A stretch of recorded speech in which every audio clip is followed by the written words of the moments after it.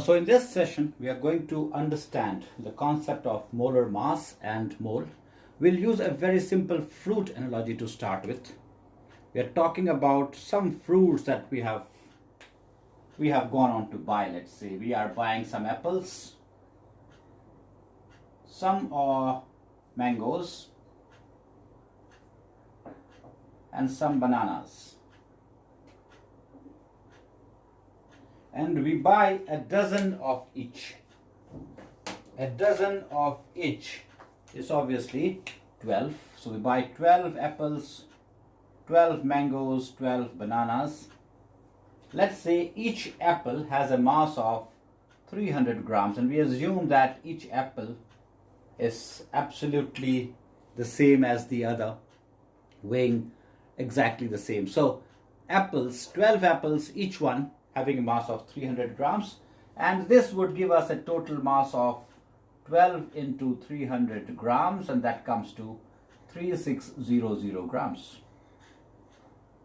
Let's say each mango has a mass of 400 grams, so in this case 12 mangoes will have a total mass of 4800 grams. 12 bananas, let's say each one is 200 grams, and therefore we are talking about 12 into 200 equal to 2400 grams. Let's very quickly understand why we have considered the mass of one unit, because that's the basic unit. You cannot go to a shop and ask for half an apple or half a mango. The least that you will consider when it comes to the count will be 1, and that's a basic count. That's the basic number. Let's call it that way. That's a basic number. So when I say 300 grams, I'm talking about the mass of one apple piece, and that's 300 grams. And as we can see, this is simple mathematics. You have 12 pieces, and the mass of one happens to be 300 grams. So if you multiply this with the mass per piece, you get the total mass. Now let's extend this concept to chemistry, and here we are talking about the chemical substances. So let's talk about water to start with. Water has, this is its chemical formula, as we know. Now we talk about the number of particles in 1 mole.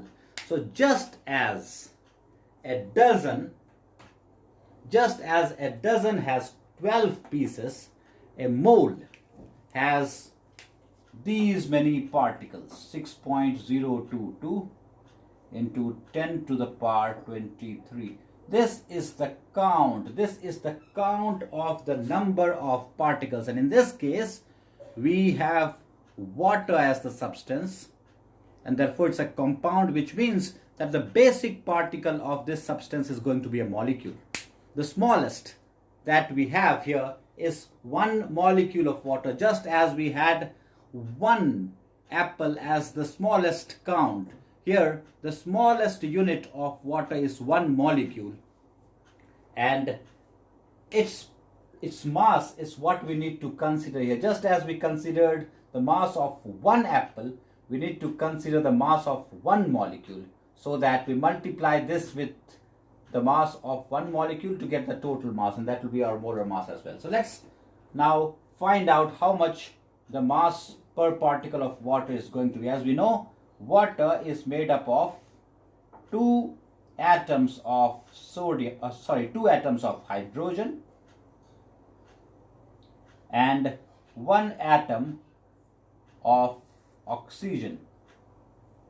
And referring to the atomic masses that you see at the right bottom, you see that hydrogen, 1 atom has a mass of 1 unit, and oxygen has an atomic mass of 16. So here we are talking about 2 atoms of hydrogen, and this comes to 2 units, and this comes to 16 units, and therefore the total mass comes to 18 units. It's also called atomic mass unit. Let's write it down as AMU. That's the unit. Now 18 AMU, what is this AMU? It is the atomic mass unit. And why is it that we measure this in a unit called AMU? It is because this is very, very small. We just need to compare this with an athlete running a 100-meter race. We have many units of time, including years and months and minutes and seconds and hours and week and so on. But why do we use seconds to measure the timing of a 100-meter race? Because if we measured this in year or months or even week or even hour, it would sound a very weird, it would seem to be a very weird timing. Let's consider the timing of a 100-meter race measured in years.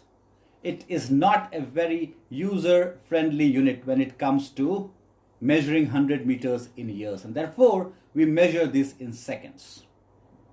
Let's say the quantity of tea in a cup. We can measure quantity in liters and kiloliters and so many other units, but milliliter is an appropriate unit. It's all about the appropriate unit at the appropriate place. That's how these measurements are all done.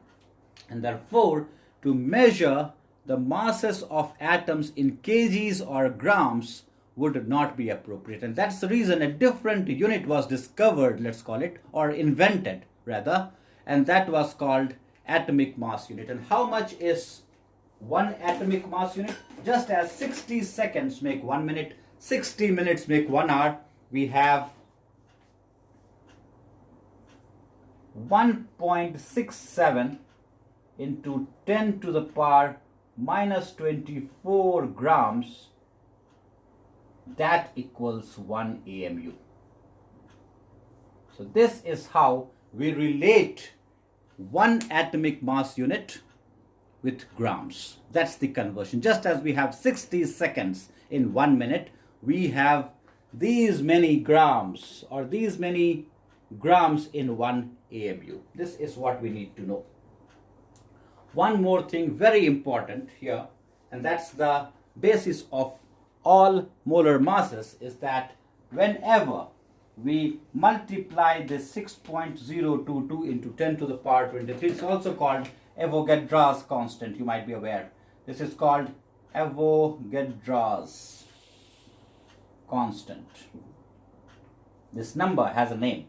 It's called the Avogadro's constant. If you multiply this 6.022 into 10 to the power 23 with 1 unit, and how much is 1 unit? 1 unit is 1 AMU. Let's use AMU for consistency here. AMU. If I multiply this with AMU, which is equal to these many grams, I get 1 gram. That's how it comes out to. Obviously, if this is multiplied by 2 AMU, I get 2 grams. If this is multiplied by 7 AMU, I get 7 grams. That's how it comes out to. Now, water, we just saw that the molecular mass of water came out to 18 units. And how did we get this? It is made up of 2 atoms of hydrogen, which came to 2, and 1 atom of oxygen, 16. So 16 plus 2 was 18 AMU. Now, if we are to find out the molar mass of H2O, how do we do? It's similar to multiplying the number by the mass per unit. And in this case, this comes to 6.022 into 10 to the power 23 into 18 AMU, and this will give us 18 grams, because multiplying this number by 2 AMU gives us 2 grams, multiplying this by 1 AMU gives us 1 gram, multiplying this by 7 gives 7 grams, and therefore multiplying this by 18 will give us 18 grams, and that 18 gram is the molar mass. The molar mass of H2O therefore is 18 grams. Let's very quickly do one more substance. In this case, it's sodium, which happens to be an element, and therefore now we are to first, if we are to find out the molar mass of sodium, the first thing that we need to know is the number of particles in 1 mole. And in this case, just as 1 dozen is 12, no matter apples or mangoes or bananas, 1 dozen is always 12. So also 1 mole is always made up of 6.022 into 10 to the power 23 particles. In this case, it's an atom, and therefore it's an element, and therefore the basic particle here is an atom. We know, and this is something that we are expected to know, the atomic mass of sodium is 23 AMU. And therefore, if we now multiply these two, similar to what we did here, when we multiply the number of pieces by the mass per piece, we get the total mass. So here again we do the same.